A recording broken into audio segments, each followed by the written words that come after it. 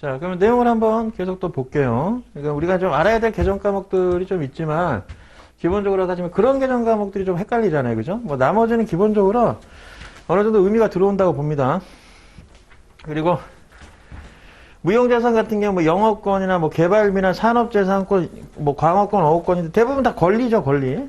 뭐, 저작권도 있을 수 있고, 상표권도 있을 수 있는데, 그런 것들이 다 무형자산의 범주에 들어간다. 이런 것들은 여러분들이 쉽게 보셔도, 그죠? 그 개정 과목이 대충 뭐 자산인지, 부채인지, 뭐 이 정도는 구분이 될 겁니다. 그죠? 그리고 권리로 끝나는 건 형체가 없는 자산, 그래서 무형자산, 이렇게 정의를 하고요. 그 다음에, 유형자산, 뭐 토지, 건물, 뭐 형태가 있는 것들이고, 이건 또 오랫동안 장기간 사용할 수 있는 것들이죠. 그죠?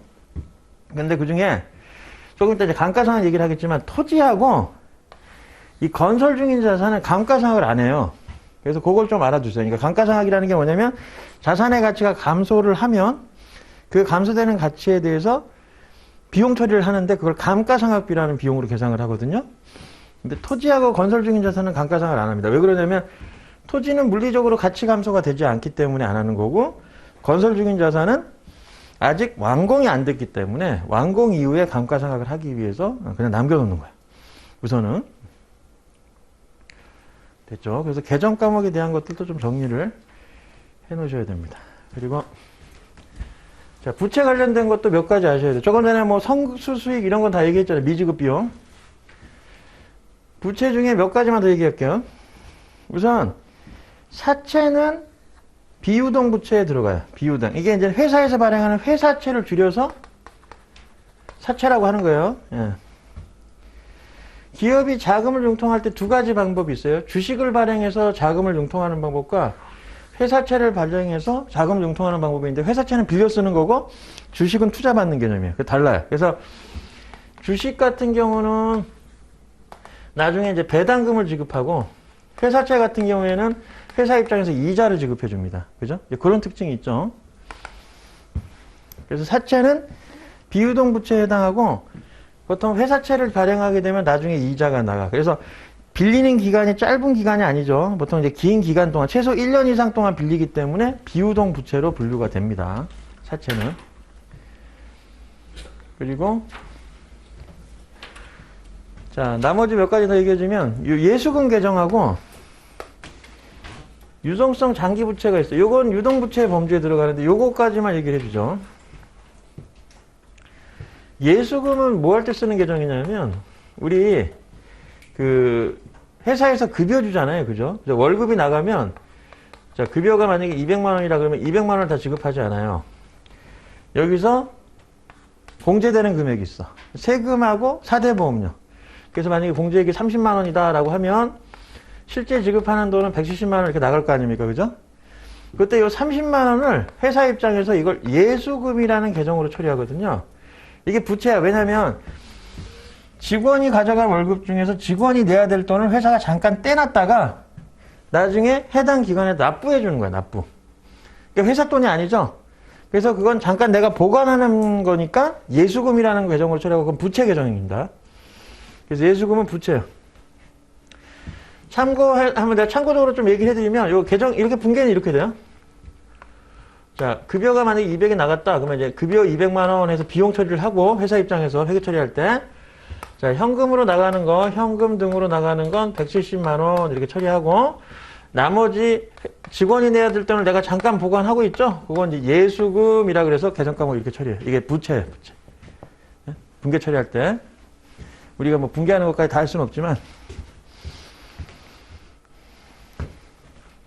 그 다음에 유동성 장기 부채는 처음에는 장기 부채였다가 곧 만기가 도래하는 부채를 유동성 장기 부채라고 해요.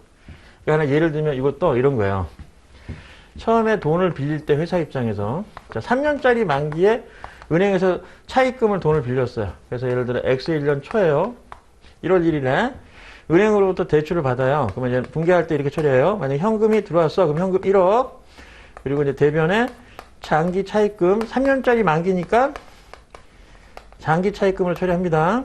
1년 이상이 빌리는 기간이 1년 이상인 것들은 앞에 장기가 들어가요. 1년보다 짧으면 단기라고 표현해주고 하여튼 은행에서 대출받은 걸 장기 차입금해서 표현을 해줘요.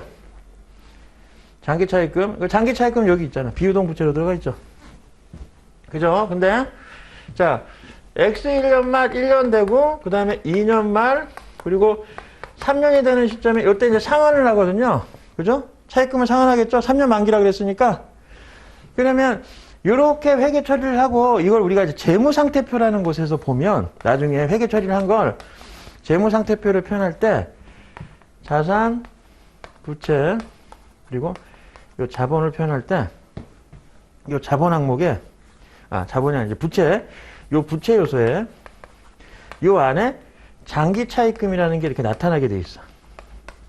회계 처리를 하게 되면, 이렇게 분기한 걸 나중에 재무제표로 기말에 딱 완성을 하게 되면, 장기 차입금 1억 원이 이렇게 딱 표시가 되게 있어요. 재무상태표에. 예?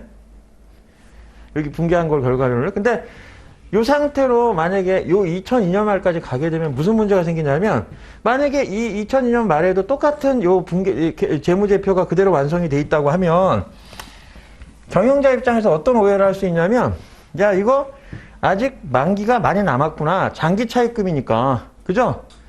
그럼 이게 왜 중요하냐면, 회사의 CEO 입장에서는 회사의 유동성 문제에 대단히 민감해요.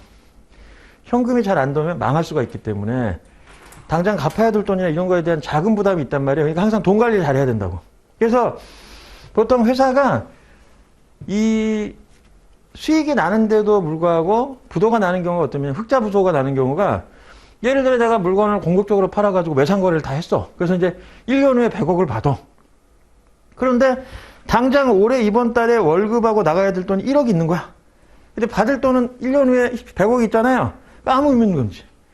왜냐면 당장 내가 써야 될 돈이 없으니까. 그런 걸 유동성 문제라고 하는데, 결국 이런 자금에 대한 관리를 잘 하려면 이걸 보고 지금 돈이 당장 내가 어느 정도 갚아야 될 돈에 대한 어떤 준비를 해야 될지에 대해서 파악을 해야 될 거 아니에요, 예산을. 그죠?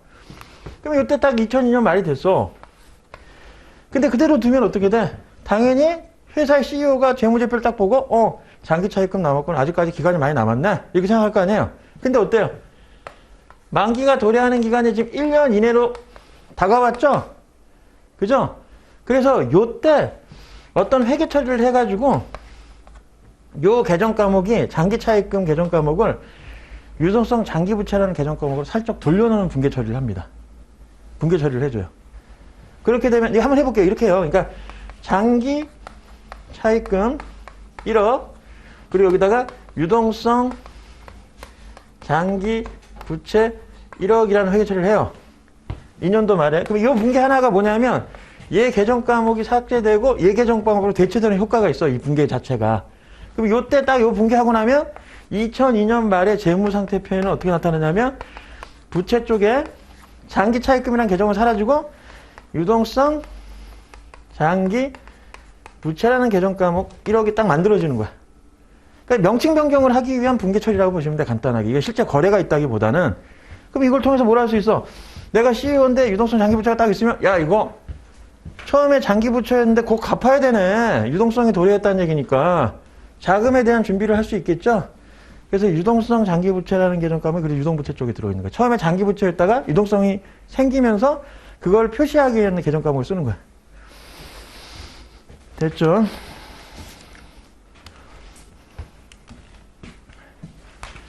나머지 됐고.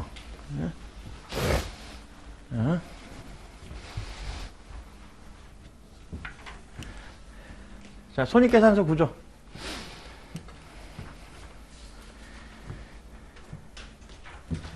자, 손익계산서의 기본 구조는 여기 나와 있는 것처럼, 그죠? 매출액에서 매출 원가를 빼면 매출 총이익이 나오고, 이 판매비와 관리비에 해당하는 비용들이 영업비용이에요, 영업비용. 예? 영업 관련된 비용, 판매비와 관리비입니다. 그리고 영업과 관련 없는 수익이나 영업활동과 관련 없는 비용들이 영업의 수익과 영업의 비용에 들어가 있어요. 예를 들어 급여 나간 거 이런 건 다 영업비용이에요? 회사가, 그죠? 맞아요. 예. 그리고 조금 전에 얘기했던 감가상각비 영업비용이에요? 영업 관련된 판매비와 관리비에 들어가는 거예요. 그죠? 그리고 뭐 광고 선전비 딱 봐도 그러니까 좀 비용 같은, 하여튼 뭐뭐 비로 끝나는 건 다 비용이잖아, 쉽게 얘기해서. 근데 이게 영업활동 관련 비용이냐 아니냐만 구분하면 되는 거 아니에요, 우리가. 대충 명칭만 봐도 이게 비용 항목인지 아닌지 느낌이 오잖아요. 근데 그러면 어떻게 접근하면 되겠어요? 차라리 영업활동과 관련 없는 비용 몇 가지라든지 수익을 알아두는 게 낫겠죠? 그래서 영업활동과 관련 없는 대표적인 수익, 이자 수익이야, 이자 수익. 예? 은행이 아닌 이상은 일반 기업들이 은행에 대출, 그러니까 돈 넣어놓고 이자 받으면 그건 영업활동과 관련 없는 수익에 들어가는 거죠. 그죠? 은행이면 당연히 매출액에 들어가는 거야, 그런 거. 자기 고유 활동이 돈놀이니까, 그죠? 돈놀이라는 표현은 안 되지. 그죠? 그러니까 돈 활동이니까, 그죠? 근데 은행이 아닌 회사들이 이자 수익이 생겼으면 영업활동과 관련 없는 거야. 그죠? 그러면 이제는 거꾸로 영업의 비용에는 뭐야? 이자 비용이 있겠죠. 그죠? 그리고 기부금도 여기 들어가, 기부금. 영업활동 관련하는 대표적인 거죠. 그죠? 그리고 하나 더 있어요. 대손상각비라는 게 있는데, 우선 대손이라는 개념을 좀 알아야 돼. 대손이 뭐냐면, 조금 전에 내가 매출 채권 얘기했죠? 그럼 이제 대금, 물건 팔고 아직 대금을 못 받았을 때 채권 처리하죠? 매출 채권. 그죠? 그럼 이거 외상거래라는 얘기잖아. 채권은 장래에 받을 돈인데, 내가 지금 영업활동 관련된 재고자산을 팔고 아직 대금을 못 받았잖아요. 그러면 채권이야. 근데 항상 채권은 어떤 위험이 있어? 나중에 돈을 떼이는 거죠. 떼일 수가 있죠. 떼었을 때 발생하는 손실을 대손이라고 합니다. 대손. 아시겠어요?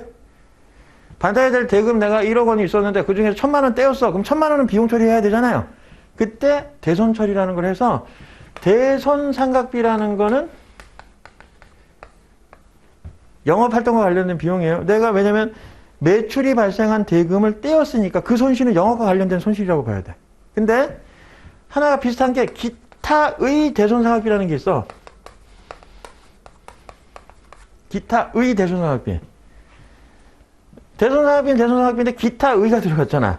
이건 이제 어떤 거냐면 기업의 CEO가 아는 친구가 있어서 회사 돈으로 돈을 빌려줬어. 아니면 기업이 자기가 가지고 있던 영업용 차량을 매각하고 그 중고상한테 대금을 받아야 돼. 외상거래를 했단 말이지. 그럼 그것도 채권이잖아. 받을 돈이니까. 아니면 아는 사람한테 직원한테 돈을 빌려줬어. 대여금. 근데 그건 영업활동과 관련 없어요.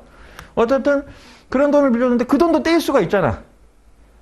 그것도 떼인 돈이니까 상각비인데 영업활동과 관련이 없는 떼인 돈이니까 기타의 대손상각비라고 기타라는 표현을 써준 거야. 아시겠어요? 그래서 그건 영업의 비용이 들어. 이 정도는 알고 있어야 돼. 그죠? 예.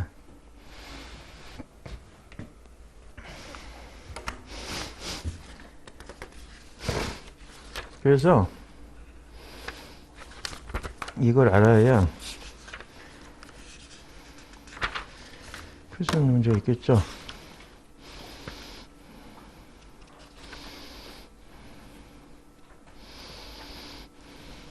11페이지에 24번을 한번 해보자.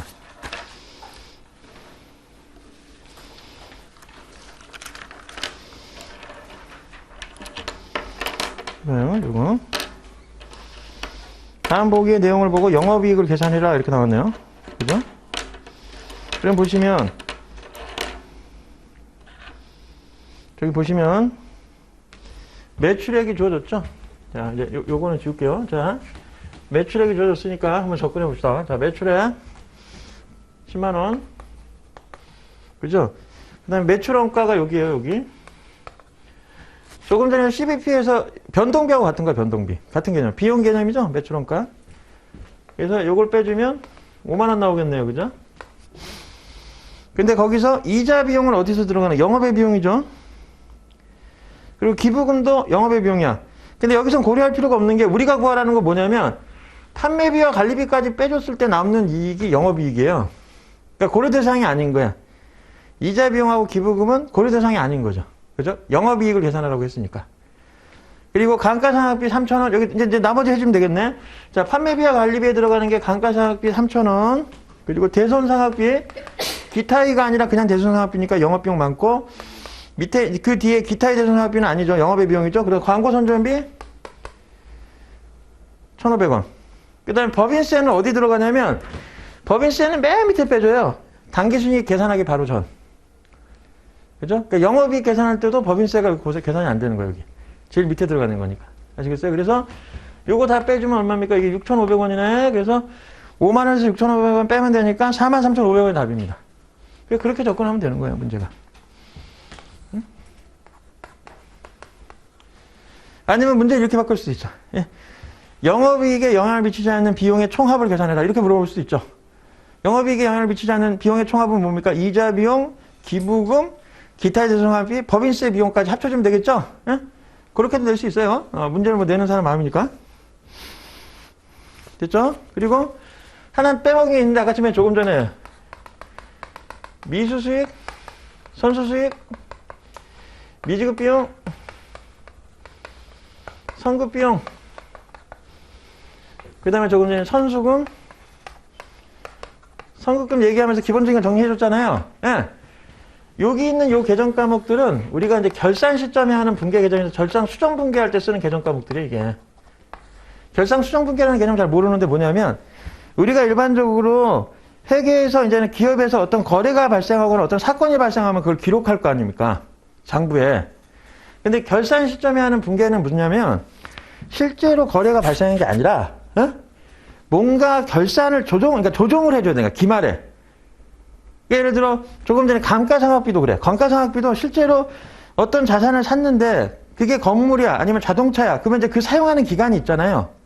그러면 자산으로 구매하지만 그것도 어느 일정 시점이 되면 더 이상 쓰지 못하게 되죠. 그래서 그 물리적 손실이나 자산 가치의 감소분을 감가상각이라는 걸로 비용 처리를 하는데 한 번에 터는 게 아니라 일정 기간으로 나눠서 비용 처리하려고 감가상각이라는 걸 해주거든요. 근데 이제 그때 어떻게 해주냐? 그거는 실제로 우리가 눈으로 보고 물리적으로 손상됐다고 알 수 없으니 항상 12월 31일자에 감가상각 계산하는 방식에서 뭐 정액법, 정률법, 연수학계법 방법으로 해서 계산된 결과를 분계를 해줘. 예? 그러니까 결산 시점에 조정을 해주는 거야. 12월 31일자에. 장부 마감 전에. 그러니까 요것도 그때 쓰는 계정 과목들이에요, 요게. 예? 결산 수정 분계할 때 쓰는 계정 과목들이에요. 하나 대표적인 거 이런 것도 있죠. 자, 자동차 보험료를 냈어, 회사가.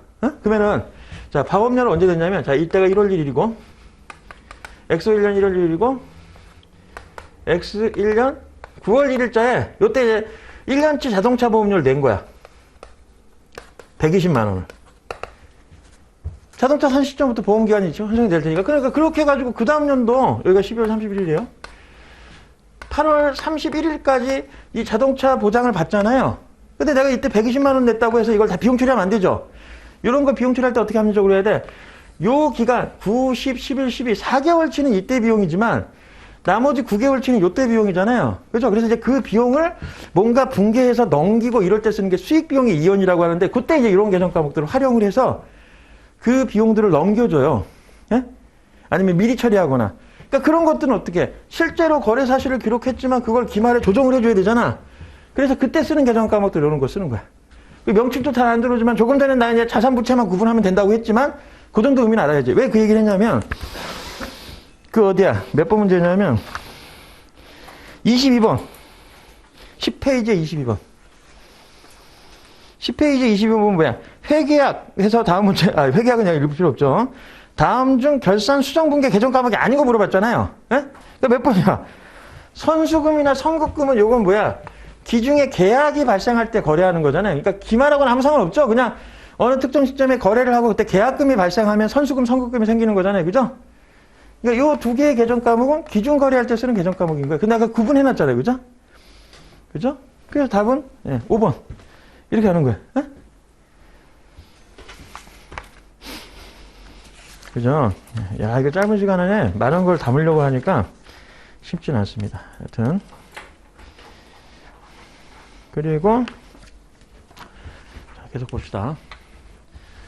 그래서 뭐 판매비와 관리비 계정 과목, 그 다음에 뭐 영업 관련된 계정 과목인데 우선 제가 얘기 드린 거 정도만 좀 기억을 하시면 그래서 간단히 접근이 될 겁니다. 실제로는 훨씬 많죠. 그죠? 자, 그리고 이거는 넘어가야 될 것 같아. 현금이 형수자산은 간단히 얘기합시다. 이 회계 처리할 때 기업 입장에서 회계 처리할 때 현금이 형수자산은 말 그대로 현금이거나 현금의 성격이 강한 자산들이 현금이 형수자산이에요. 그래서 현금인 경우가 뭐야? 우리가 보통 얘기하는 현금은 지폐하고 동전. 이게 회계에서는 통화라고 얘기하고 또 현금처럼 쓸 수 있는 통화 대용증권이 있어. 그 대표적인 게 수표야, 수표. 이것도 현금의 범죄에 들어가는 거지. 회계에서는. 그죠? 근데 이제 아닌 게 있어. 어떤 게 있냐면 부도수표는 아니지. 부도수표는 현금성 자산이 아니에요. 현금이 아니에요.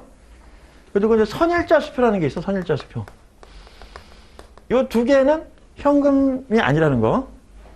부도수표는 당연히 쓸 수 없는 거고, 선일자는 수표가 실제로 거래되는 일자보다 빨리 이제는 더 거래하는 날짜를 찍어가지고 해놓은 거야. 그러니까 이게 뭐야? 당장 수표로서 거래 일자가 성립되는 게 아니라 나중에 그 선일자 수표의 날짜가 되는 시점부터 수표의 효력이 발생하는 거라서 이 선일자 수표라는 건 현금의 범주는 안 들어간다. 청와대용증권에 안 들어간다. 그래서 부도수표와 선일자 수표는 수표의 범주에 안 들어간다는 거. 그 다음에 요금을 예금은 그냥 예금 통장 생각하시면 돼. 언제나 입출금이 가능한 통장. 예? 언제나 빼거나 출금이 되는 거, 입금 출금이 다 되는 거. 근데 여기서도 주의할 게 뭐냐? 정기 들어간 건 안 돼요. 정기예금이나 정기적금 이런 거 있죠? 예? 정기는 왜 안 돼? 정해진 기간 동안에는 돈을 빼거나 넣을 수 없는 거야. 넣을 수는 있겠지만 뺄 수 없는 거죠? 그래서 정해진 기간이라는 단어가 들어가 있으니까 현금성 자산에 현금의 범주는 안 들어간다. 정기니까. 정해진 기간. 그죠? 됐죠? 그렇게 하시면 돼요. 그 다음에 현금의 성격이 강한 자산은 3개월 이내, 취득하고 나서 만기가 3개월 이내에 도내하는 그런 금융상품들은 현금성 자산에 들어갑니다. 근데 이거 가지고도 장난칠 때 어떻게 장난치냐면, 이 취득일자를 뭐로 살짝 바꾸냐면, 결산일로부터 3개월 이렇게 표현해요. 결산일은 항상 12월 30일이잖아요. 그죠? 그러면 결산일부터 3개월이면 항상 3월 30일 이전에 거래해야지만 현금성 자산이 말이 안 되는 얘기죠. 그러니까 이제 그런 거 가지고 말장난을 칩니다. 그죠? 그래서 이렇게 결산일로 나오면 틀린 답이란 얘기예요. 네? 그죠? 오답이 된다는 얘기예요.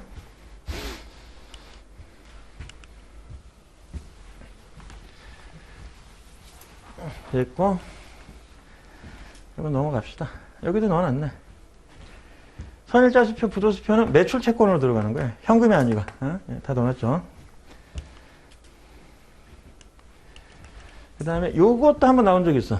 팩토링 거래. 매출 채권의 양도를 팩토링 하면 팩토링. 팩토링. 이게 뭐야? 내가 채권을, 기업 입장에서 물건을 팔았어. 그래서 내가 어음으로 보관하거나 아니면 말 그대로 채권 자체, 외상 매출금이나 채권으로 보유할 수도 있잖아요. 하여튼, 매출 채권이라는 걸 회사가 돈이 필요하면 어떻게 하냐면 은행 등에 그걸 팔 수가 있어요. 내가 뭐 5천만 원짜리 매출 채권을 갖고 있어. 대금을 5천만 원 받아야 돼. 한 달 후에.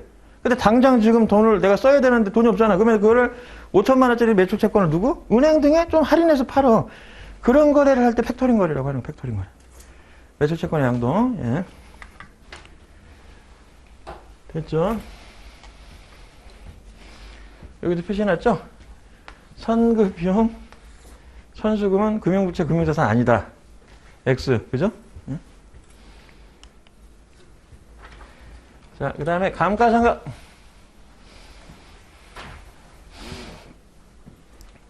감가상각이라는 거는 이제 유형자산의 감가상각 방법은 자산의 경제적 효익이 소멸되는 형태를 반영한 합리적인 방법이다. 이렇게 되어 있는데, 감가상각비를 계산하려면 이걸 세 가지를 알아야 돼. 취득가액, 잔존가치, 내용연수. 세 가지를 압니다. 그래서 내가 그냥 표현할게요. 자, 건물을 1억 원에 샀어요. 아니면 자동차? 네, 자동차. 자, 자동차를 3천만 원에 샀습니다. 자, 이 3천만, 다시 쓸게요. 자, 자동차를 3천만 원에 샀으면 그 3천만 원이 취득원가예요, 취득원가. 취득원가. 그리고 이 자동차를 사용할 수 있는 기간이라는 게 있죠. 그죠? 영원히 쓰지는 않을 거 아니에요. 그래서 한 10년 정도 쓸 것 같아 라고 생각하면 그게 내용연수야. 아시겠어요? 그리고 야 10년 쓰면 내가 이제 중고가를 얼마 받고 팔 것 같은데 라고 하면 그 중고가 있죠? 그 10년 쓰고 났을 때 내가 받을 수 있는 가치, 이걸 잔존가치라고 해요. 잔존가치. 뭐 한 푼도 못 받으면 잔존가치가 0인 거고, 내 생각엔 그래도 한 500만 원은 건지겠는데 라고 생각하면 500만 원이 뭐 내 생각은 아니겠죠. 예, 어떤 합리적 기준에 따라서 받을 수 있는 가치라고 생각하는 게 중고가가 이제 잔존가치 이렇게 되는 겁니다. 그러면 이거를 이제 감가상각이라는 걸 할 때 어떻게 하냐면 정액법으로 하면 이렇게 해요. 자, 어떤 자산을 취득을 했어요. 그래서 3천만 원을 취득했는데 10년이 딱 되는 시점에 이제 가치가 얼마 나냐면 500만 원만 남는 거야. 그죠? 그러면 3천만 원에 샀던 자산이 500만 원이 됐을 때 이 10년이라는 기간 동안, 기간을 너무 길게 하긴 했네. 그냥 5년을 할까요? 네. 좀 5년을 합시다. 그래서 5년 동안 이 자산의 가치가 한 번, 두 번, 세 번, 네 번, 한 번 더 들어가야 되는 거죠. 이렇게 해서 가치가 3천만 원짜리가 5년에 걸쳐서 500만 원으로 감소하잖아요. 그죠? 그때 이제 비용 처리할 때 정액법은 매년 감소하는 금액이 일정하다고 보는 거야. 정액. 그럼 어떻게 해주냐면 요 5년 동안 2,500만 원이 감소하면 되거든. 그죠? 그래서 어떻게 해? 간단히 계산하면 2,500만 원을 5년으로 나누면 되잖아요. 그러니까 이걸 식을 간단히 표현하면 이렇게 되는 거예요. 정액법은 취득원가에서 잔존가치를 빼. 왜냐면 잔존가치만큼 가치가 남아있으니까 실제로 가치 감소하는 거는 취득원가에서 잔존가치 뺀 만큼만 감소를 하겠죠? 여기에서 내용연수로 나눠주면 이게 매년 계상해야 될 감가상각비다. 그러니까 3천만 원에서 500만 원 빼면 2,500만 원이 위에 되고 분모에 해당하는 내용연수가 5년이니까 조금 전에 대입을 해보면 2,500만 원을 5년으로 나누면 매년 500만 원씩 가치가 감소한다. 이렇게 생각할 수가 있는 거예요. 그죠? 이게 정액법이에요.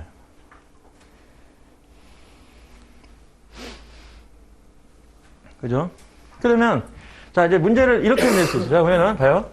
자 어떤 자산을 2년 동안 갖고 있다가 이때 매각을 해서 처리했어. 지금같이 취득원가 3천만 원짜리, 내용연수 5년, 잔존가치 500만 원짜리인데 이걸 2년 정도 쓰다가 그때 매각을 합니다. 매각하면 돈을 받겠죠. 그죠? 자 이때 2년 후에 양도를 해요. 양도할 때 1,000만 원을 받았어. 예? 그때 유형자산을 처분했을 때 양도하는 게 처분이에요. 자동차가 유형자산이니까 유형자산 처분이익이나 처분손실은 얼마냐 이렇게 물어볼 수가 있어. 처분이익이나 처분손실. 그러면 어떻게 되냐면 이 3천만 원짜리 자산이 정액법에 따라서 매년 일정 부분씩 감소하는 건 알죠. 가치가. 에? 그럼 얼마씩 감소하냐면 첫해 3천이었지만 이거 감가상각 계산해 보니까 500만 원이라고 나오잖아요. 그죠? 그래서 매년 500만 원씩 가치가 감소하는 거예요. 1년 후에 2,500만 원, 2년 후에 2,000만 원, 그리고 3년 후에는 1,500만 원이 되고 4년 후에 1,000만 원이 된다면 5년 후에 딱 5천만 원 딱 되는 거 아닙니까? 이런 식으로 500만 원씩 계속 감소하죠? 그러면 이제 회사의 장부상이 2,000만 원일 때, 회사의 장부상의 가치가 2,000만 원일 때 내가 1,000만 원 주고 팔았잖아요. 그죠? 그러니까 장부상의 가치가 2,000만 원짜리를 1,000만 원 받았으니까 얼마 손해본 거야? 1,000만 원 손해봤어요. 유형자산 처분손이 1,000만 원. 이런 식으로 계산하면 된다는 거지. 간단히 얘기하면. 식으로 안 풀어도. 에? 개념적으로 보면. 그런 개념만 좀 알아두시면 된다는 얘기예요. 그래서 뭐 여기 여러 가지가 나오는데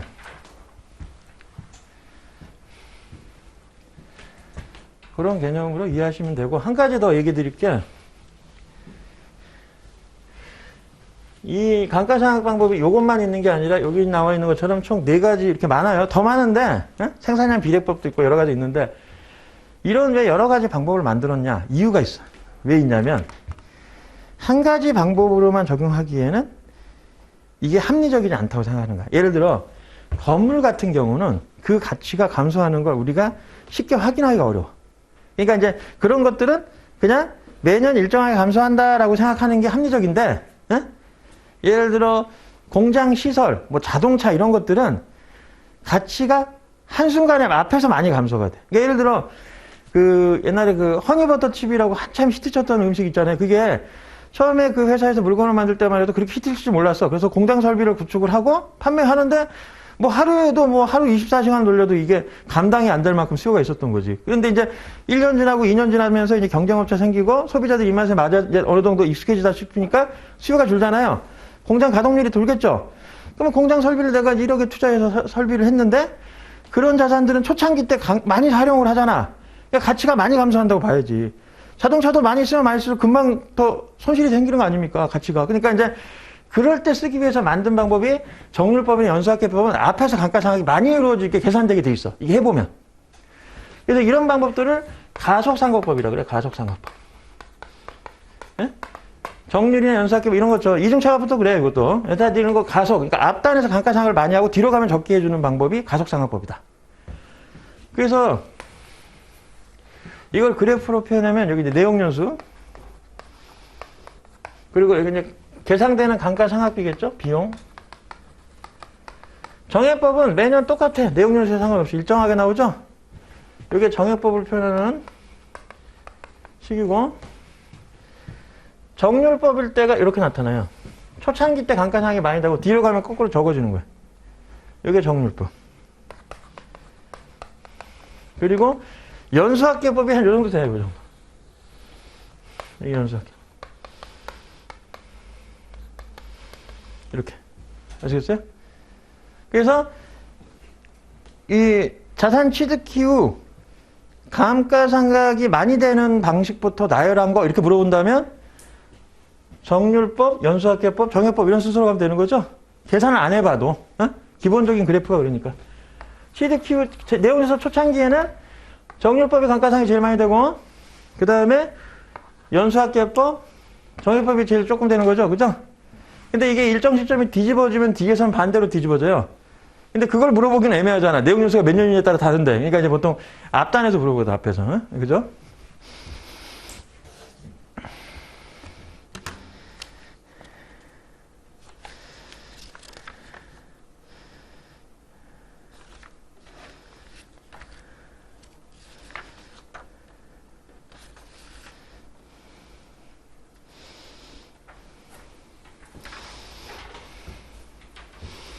자, 지금까지 얘기한 걸 가지고 또 문제를 한번 해보죠.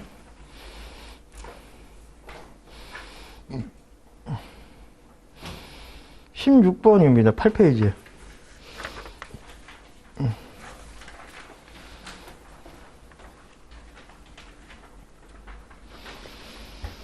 8페이지에 6번. 16번. 자, 주바른이라는 회사가, 그죠? 2000년도 초에 기계장치를 110만 원에 취득했고, 나중에 이제 잔존가치가 10만 원 정도 남는데요. 내용연수 5년이죠? 자, 이걸 정액법으로 감가상각을 했대요. 그죠? 그때 이 주바른이 2022년 초에, 그러니까 2000년, 2021년 2년 썼네요. 이 초에 이 기계장치를 100만 원에 처분했을 때 이 기계장치의 처분이가 처분 수시를 물어봤잖아요. 그죠? 그러면 이거 잔존가치 빼고 110만 원을 10만 원 빼주면 100만 원만큼만 감가상각을 하면 되는데 5년 동안 하는 거니까 매년 20만 원씩 비용 처리하는 거죠. 그러니까 20년에 20만 원, 21년에 20만 원이면 총 40만 원 비용 처리를 한 거예요. 그럼 110만 원짜리 40만 원 비용 처리했으면 얼마의 가치가 남아요? 70만 원 가치가 남죠? 70만 원짜리 얼마에 팔았어요? 100만 원에 팔았죠? 30만 원 처분 손실. 처분 이익. 그죠? 70만 원짜리가. 그렇게 푸는 거예요. 됐죠?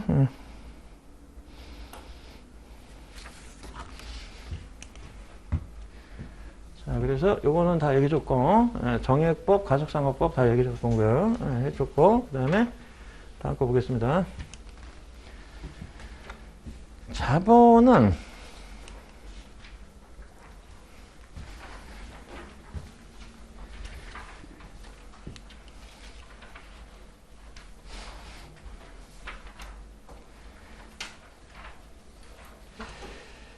이게 좀 까다로운데 우선은 자본을 구성하는 항목이 여러 가지가 있지만 여기 나와 있는 것처럼 이제 자본금은 주식수에다가 액면 금액을 표시해서 기록하게 돼 있어요. 이게 무슨 얘기냐면 주식에 이렇게 증권의 금액이 적혀 있습니다. 이게 이 주식이라는 증권에 기록되어 있는 이 금액을 액면가액이라고 그래요. 액면가액. 예, 주식에. 예? 근데 실제 이제 시장에서 거래되는 시가는 다르죠. 그죠? 예? 그 시장에서 거래되는 가액을 발행가액이라고 해요. 발행가액. 예? 그죠? 그래서 만약에 이 액면가액하고 발행가액이 같으면 그러니까 만 원짜리가 만 원에 거래되면 이걸 이제 액면 발행이라고 얘기하고 그래요. 액면 발행이라고 하고 액면가액하고 발행가액이 비교했는데 액면가액이 더 커. 응? 그러면 만 원짜리가 만 원보다도 더 적게 거래된다는 거잖아요. 시장에서는. 그러면 이걸 할인 발행이라고 그래요. 할인 발행. 할인 발행. 그리고 거꾸로 액면가보다 발행가액이 비싸면은 10,000원짜리가 10,000원짜리보다 더 비싸게 거래된다는 얘기니까 이런 걸 할증 발행이라고 합니다. 할증 발행. 이 얘기를 왜 하냐면, 자, 내가 이거 회계 처리 한번 해보죠. 자, 10,000원짜리가 10,000원짜리에 거래될 때는 회계 처리 이렇게 해요. 자, 현금이 들어와. 자, 이걸 100주를 거래했다고 합시다. 10,000원짜리, 한 주당 100원, 10,000원짜리 주식을 100주를 거래하면 들어오는 현금은 10,000원 곱하기 100주 한 만큼의 돈이 들어오겠죠. 네, 현금 100만원. 그죠? 그러면서 대변에다가 뭐라고 표시하면 요거 이제 자본금이야. 주식을 통해서 들어온 돈은 자본금입니다. 주식을 발행해서 들어온 돈은 자본금에 투자받은 거예요. 그죠? 사채를 발행했을 때는 사채라고 해서 부채 개념이지만 자본금은 투자받았기 때문에 회사 망하면 같이 망하는 거야. 갚을 이유가 없어. 근데 사채는 빌려 쓴 거니까 나중에 갚아야 돼. 변제 의무가 있는 거예요. 그죠? 그래서 자, 자본금이라고 표시하고 어떻게 표시한다? 10,000원 곱하기 당연히 네, 액면가 곱하기 주식수라고 했으니까 100만원, 100만원 이렇게 기록하면 돼. 그죠? 근데, 자, 이런 경우라고 봅시다. 자, 액면가액이 발행가액이 더 작은 경우야. 그러면은, 실제 거래하는 금액은 이것보다 작겠죠. 10,000원이 아니라, 현금 8,000원이 들어왔어. 그럼 할인 발행이겠죠? 근데 자본금은 액면으로 기록하라고 그랬거든, 무조건. 그죠? 그럼 여기는 결국 80만원이고, 여기는 100만원이야. 그럼 20만원 차이 나죠? 그걸 주식을 싸게 발행했다는 걸 표시하기 위해서 자본금에서 빼는 계정 과목 여기다 빼. 여기다가 주식 할인 발행 차금이라는 계정 과목을 쓰는데 20만 원이 들어오겠죠. 이게 대차를 맞추면 둘 다 100만 원이 됩니다. 이렇게 하면. 그죠? 근데 이거는 자본금을 차감하는 성격이거든요. 주식을 싸게 발행했다는 걸 기록하기 위해 쓰고 이걸 왜냐면 액면가로만 기록하다 보니까 이런 계정 과목이 생기는 거예요. 얘가 어디에 들어갔냐면 주식 할인 발행 차금이 여기 들어가 있어요. 여기. 자본 조정. 자본금을 감소시키는 항목에 해당하는 거예요, 이런 거.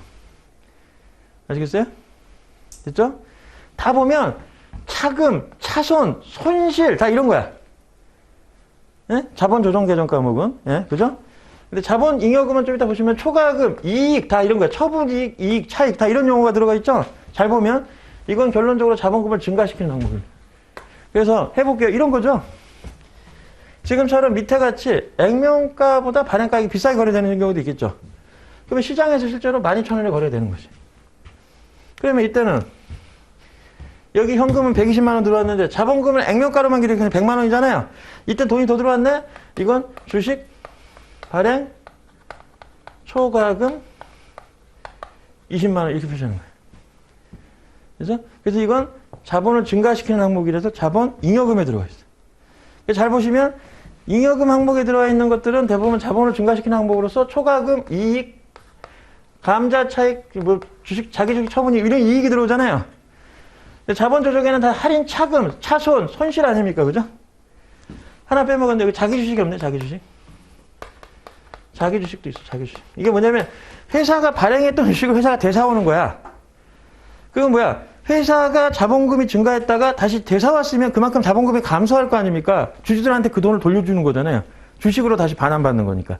그래서 자기 주식이라는 건 자본 조정 항목이 들어요. 아시겠어요? 네, 그래서 자기 주식은 자본 조정이에요. 마이너스 성격.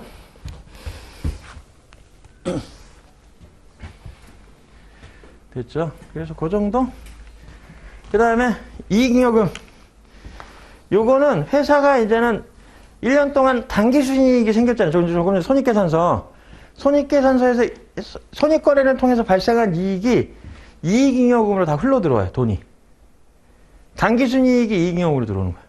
회사가 1년 동안 보였던 이익잉여금이 계속 쌓이면 이익잉여금이 계속 커져요. 매년 수익이 나면.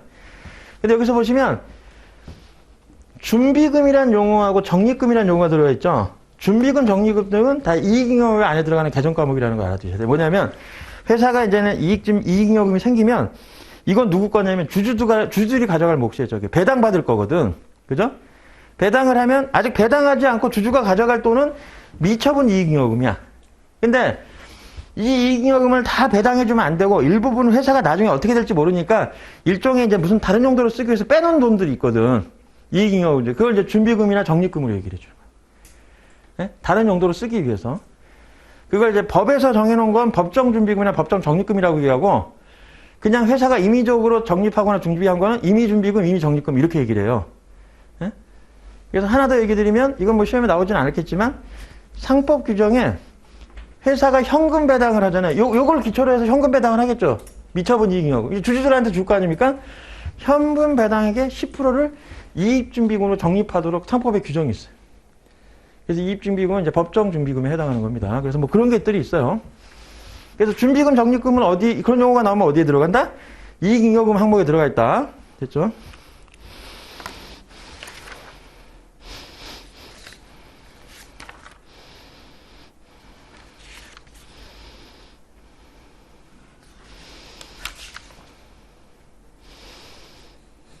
됐습니다. 자, 그리고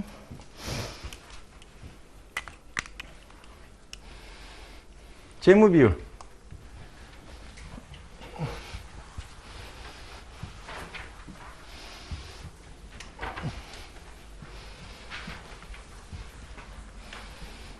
재무 비율.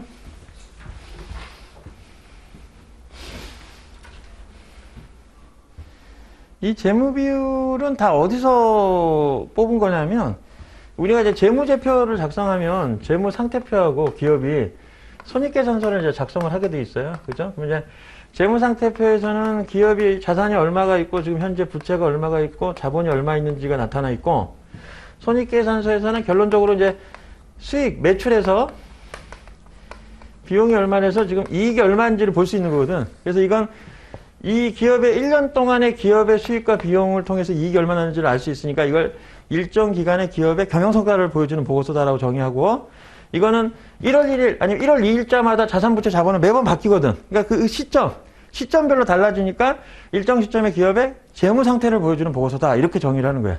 예? 시점이고 이건 기간 이렇게 정의하는 거죠. 근데 여기 있는 것들을 가지고 이제 여기도 이제 유동자산, 비유동 부채도 유동부채, 비유동부채 이렇게 있는데 이런 것들을 가지고 그냥 이렇게도 나눠보고 이렇게도 나눠보고 얘를 갖다가 나눠보기도 하고 막 이런 식으로 비율값을 계산하면 그게 다 제일비율이에요. 쓰는 용도가 있으니까 나누겠죠. 다 나름대로 이걸 가지고 재무비율을 가지고 회사를 판단하거나 평가하는 데 활용될 수 있는 자료이기 때문에 재무비율값을 뽑는 거예요. 그죠? 은행 등에서도 활용할 수 있고 뭐 신용평가 사가 뭐 사용할 수 있는 거고 여러 가지 용도로 씁니다, 이걸. 그래서 유동비율, 이거 이제 몇 가지 예우를 주셔야 되는데, 유동비율은, 저도 외웠어요. 유동비율은 유부유자. 뭐 어떻게, 외우는 방법은 저는 이렇게 외웠다는 얘기예요. 그리고 이제, 당자비율은 유부당자. 여기 있는 거 앞자 딴 거죠, 사실 따지고. 그죠? 앞자 이렇게 따가지고. 그죠? 이것도. 그 다음에 하나 더, 부채 비율. 부채 비율은 자기 부채. 자기 부채 해가지고, 여기 이제 자기가 이제 자기 자본을 의미하고, 부채가 총부채. 이런 식으로. 부채를 다른 말로는 타인 자본이라고도 얘기해요, 타인 자본. 부채를 타인 자본이라고도 얘기합니다, 이걸. 하여튼, 그래서 요 세 가지 비율은 좀 알아둬야 된다. 그래서 여기 해놨잖아요. 그죠? 유동 비율은 유동부채분의 유동자산. 당자 비율은 유동부채분의 당자자산. 부채 비율은 자기 자본분의 총부채.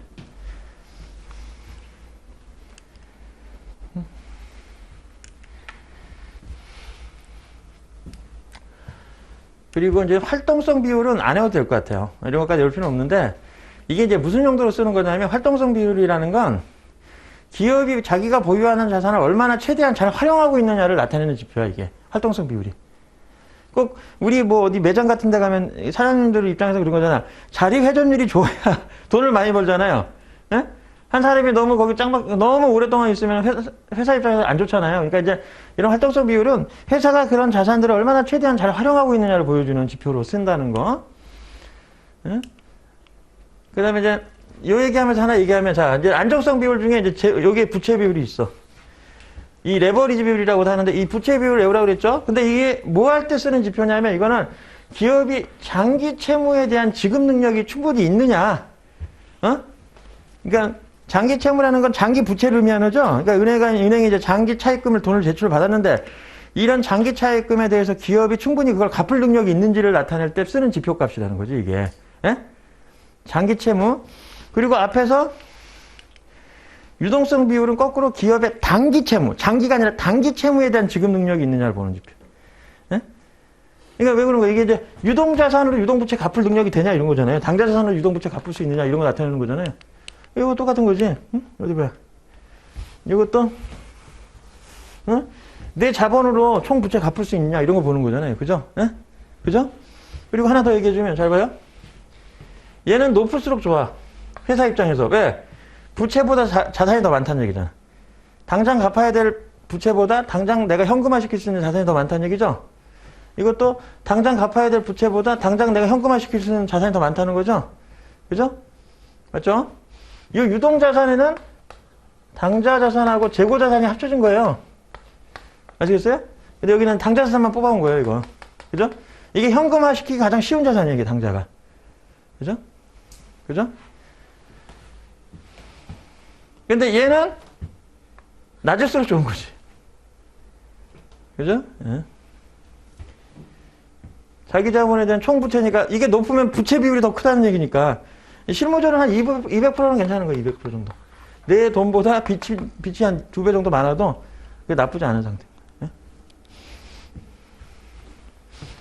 하여튼 근데 이제 어쨌든 이게 높으면 높을수록 그게 좋은 건 아니에요. 기업 입장에서. 그러니까 그런 개념만 좀 아시면 되는 거죠. 그죠? 그러니까 그런 지표를 활용하는 거예요, 이게. 재무 비율이라는 게. 그때 써먹으려고 만든 거라는 거죠. 그죠? 됐습니다. 그래서 이게 얘기도 끝났고,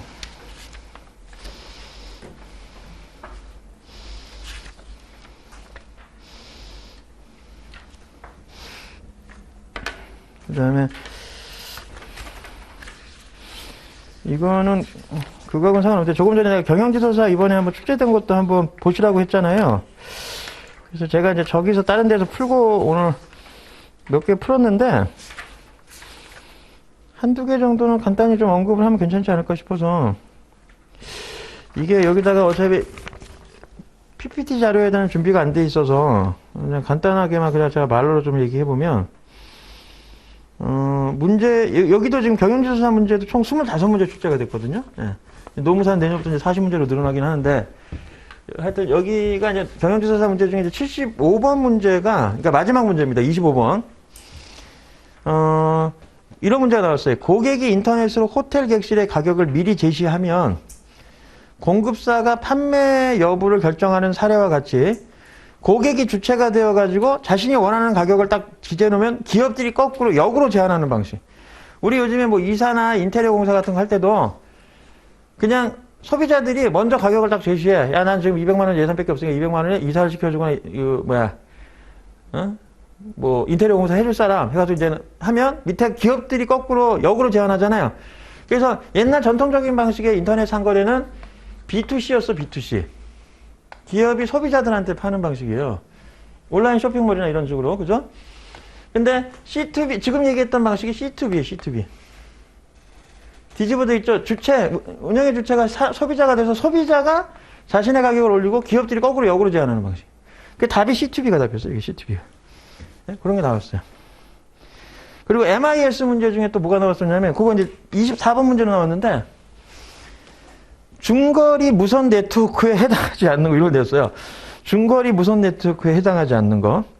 그러니까 통신, 인터넷 통신, 우리 뭐, 요즘에 어디서든 자유롭게 인터넷 하지 않습니까? 학원에 와서도 하고, 뭐 카페에 가기도 하고, 지하철에서도 하잖아요. 그때 이제 우리가 카페나 아니면 지하철이나 학원에서 하는 인터넷 방식은 단거리야, 단거리. 예? 그 공간에서만 하는 거잖아요, 공간에서만. 그죠? 그 지역을 벗어나면 안 되잖아요. 그런 건 단거리고, 중거리는 좀 긴 게 더 더 훨씬 넓은 범위예요. 예? 그래서 지문이 뭐였냐면, 첫 번째가 1번 지문이 초광대역 네트워크에서 울트라 와이드 밴드였고, 두 번째가 와이파이. 와이파이는 단거리지, 당연히. 예? 와이파이. 우리 맨날 쓰잖아요, 와이파이. 학원이든 카페든. 그러니까, 와이파이는 단거리입니다. 장거리 아니고. 이거 중거리 물어보는 건데, 단거리죠, 와이파이는. 그리고 세 번째가 와이파이 다이렉트였어. 그것도 똑같은 거야. 따져보면. 와이파이가 같은 거예요. 차이가 없어요. 다이렉트는 직접 연결이고 하여튼 뭐 이런 식이고. 네 번째가 마이파이야, 마이파이. 나도 마이파이는 좀 뭐냐면, 네 번째 지문이 요거였어, 4번 지문. 응? 3번, 2번은 와이파이였고, 3번은 와이파이, 다이렉트. 이렇게 돼 있고, 응? 5번 지문이 라이파이야, 라이파이. 이렇게 나왔습니다. 예. 예? 1번 지문을 조금 전에 얘기했죠. 울트라 와이드 밴드, 예. 초광대역 네트워크. 용어만 봐도 대충 느낌이 오죠? 예, 답은 1번 초광대역, 요게 중거리 네트워크 방이고, 우선은 요 두 번은 단거리인 걸 알고, 우리가 써봤으니까. 요 이제 마이파이는 뭐냐면, 요게 모바일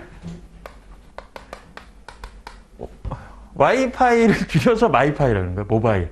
어? 모바일에서 모바일, M 따오고 여기 와이파이, 이게 마이파이라고 그래요, 이게. MI라고 했잖아요. 요게 우리 쉽게 얘기해서 핫스팟. 핫스팟이야, 핫스팟. 이거 단거리겠어요, 장거리? 단거리죠, 당연히. 그죠? 단거리야, 단거리. 응? 그죠? 그리고 마지막에 라이파이는 이게 이제 앞에 들어가는 게 이게 뭐냐, 라이트야, 라이트. 이건 저도 몰라서 찾아봤어, 사실. 라이트 와이파이인데, 이게 뭐냐면, 이 기존에 우리가 쓰는 전파 방식은 일반적으로 눈에 보이지 않는 이 어떤 그 파장을 이용한 거잖아요. 그죠? 예, 전자파 이런 걸 이용해가지고 전파를 이용하는 거니까 눈으로 보지 않잖아요. 안 보이잖아요. 근데 이게 네트워크 속도가 좀 떨어진대. 그래서 라이트, 그러니까 라이파이는 빛을 이용하는 거야. 그러니까 이런 LED 조명 같은 거 있죠? 조명에서 이렇게 이제 파장 같은 걸 일으켜서, 그러니까 우리가 이제 시각적으로 못 느끼는 빛의 파장을 이용하나 봐요. 그래서 그걸로 통신을 하는 방식이래요. 그래서 속도가 훨씬 빠르대요, 이게.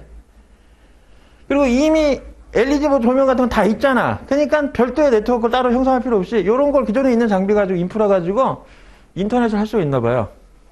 그런 기술이 있어. 그래서 이걸 라이파이인데 이것도 단거리. 왜냐면 빛이 밖에 나갔을 땐 여러 가지 차단하는 것들이 많기 때문에 멀리까지는 안 갈 거 아닙니까? 그죠? 그래서 이것도 단거리. 그 답은 1번 이렇게 나온 거예요. 그리고 출제가 됐었어요.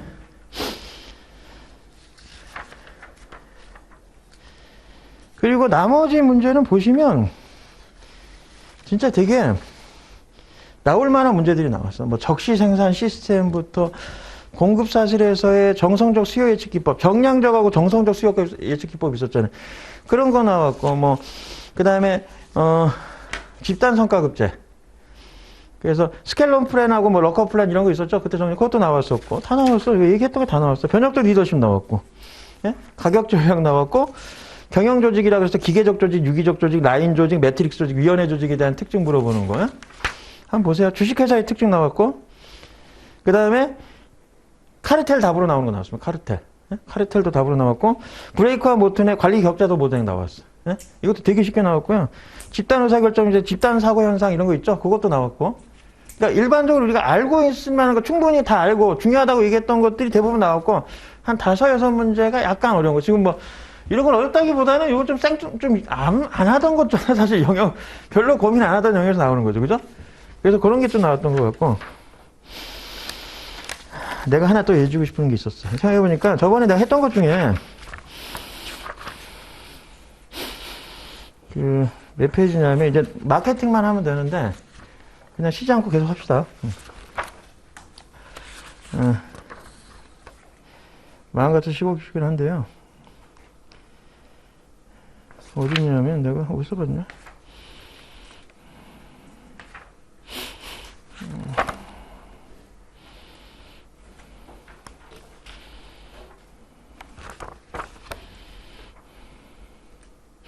아, 53페이지. 응? 53페이지. 이게 이제 MIS 쪽 중에 데이터베이스 모형 관련된 거예요.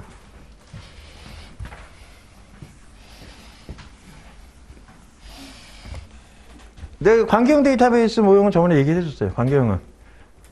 그래서 옛날 전통적인 방식의 데이터베이스 모형이 관계형이야. 그러니까 관계형은 데이터를 저장할 때 그 형태가 정형화 딱 돼 있어. 어떤 기본적인 틀이나 규칙에 따라서 딱 자료를 저장해. 그래서 저번 전에 내가 관계형 데이터베이스 만들 때 쇼핑몰 같은 경우에 자료를 저장할 때